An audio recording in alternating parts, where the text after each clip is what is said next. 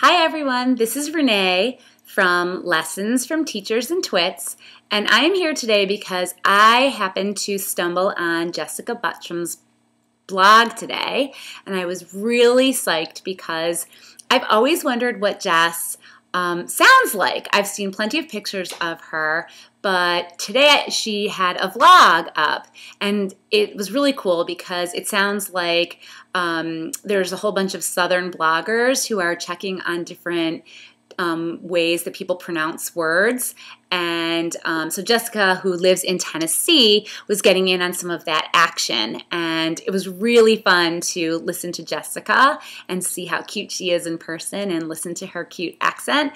But it was also then fun to go back to Jamie's Rabbits, which is where she got the idea, where Jessica got the idea, and listen to Jamie's pronunciation of the same words and hear that. So I thought that I would get in on the action because what some of you may not know is that while I'm originally from upstate New York, I had a nice long stint down in New Orleans, and then I moved back to Western New York. But I really did love living in the South, and I definitely picked up on some Southern isms, and so I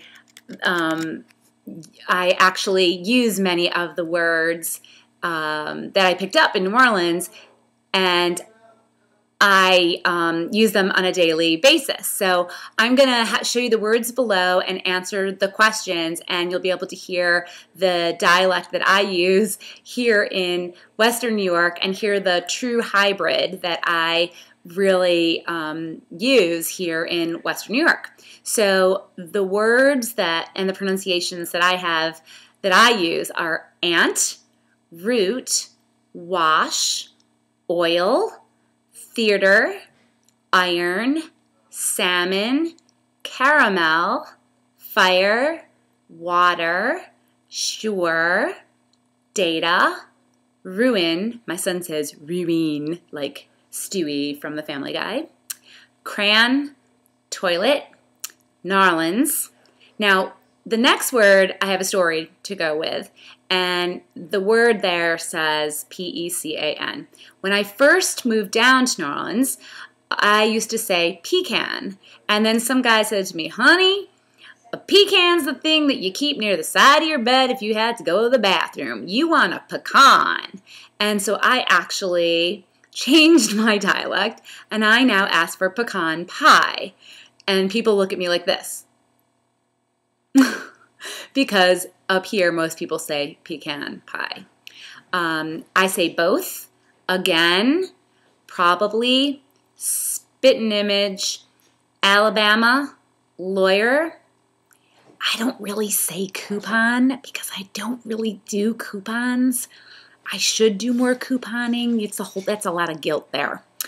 The other word next to it, there's a double pronunciation for me because I know in New Orleans people would pronounce that word mayonnaise. However, if I said mayonnaise here in Rochester, people would look at me like this. If I asked for mayonnaise, no one would have a clue what I'm talking about, so I have to say mayonnaise because that is how I would find it in the grocery store. I say syrup, I say pajamas, caught, and I'm adding this one for Jamie because if you go back to Jamie's blog, she talks about buying some insurance, and I just started laughing when she was talking about insurance because that isn't even on the list, but I, up here in Rochester, New York, would say insurance. So it's funny that the different syllables that we pronounce actually can become dialectical as well. Then I'm supposed to answer these questions. So let me answer my questions. What is it called when you throw toilet paper on a house? I would call that TPing. I know that's not what everybody says, so definitely listen to what some of the Southerners say. They have a different word, but I would call that TPing. What is the bug that when you touch it curls into a ball? That is not something I regularly do, but I call those bugs potato bugs. What is the bubbly carbonated drink called? Okay, here's a big one. This is actually a thing for me. I don't call the bubbly carbonated drinks anything other than the name of the thing that I want. So if I want a Sprite, I say, may I please have a Sprite? If I want a ginger ale, I would say, may I please have a ginger ale? If I want a, I would never want anything else. Those are really my drinks. But, you know, I would ask for the thing that I want. So, and I know that's not always the way people do it. What do you call gym shoes? They're sneakers, people. Sneakers. What do you say to address a group of people? This is something I definitely took from New Orleans. I say y'all. I love y'all because it's gender non-specific. If there's a girl and a bunch of guys, y'all covers it. I don't like to say guys because what about that girl? And so I use y'all. What do you call the kind of spider that has an oval-shaped body and extremely long legs? I believe you are probably talking about a daddy long legs. I mostly just pick them up by the legs and throw them out of the house. What do you call your grandparents? I actually had two different terms. I called one set of grandparents Nan and Pop, and the other set Grandma and Grandpa. So it was dependent on the set. What do you call the wheeled contraption in which you carry groceries at the supermarket? That would be a cart or a grocery cart. As in, you know, can you go and get something and put it in the cart? Or can I leave my cart here because my kid needs to go to the bathroom? That kind of thing. What do you call it when it rains? When rain falls, when the sun is shining. Okay, both Jamie and Jess were stuck on this. I call that a sun shower. And I love a good sun shower because that's when a rainbow comes out. Y'all, that's when the rain, it's when you get you can get a double rainbow. So that's a sun shower. And I guess we have a lot of that around here, so maybe that's why we have a special name.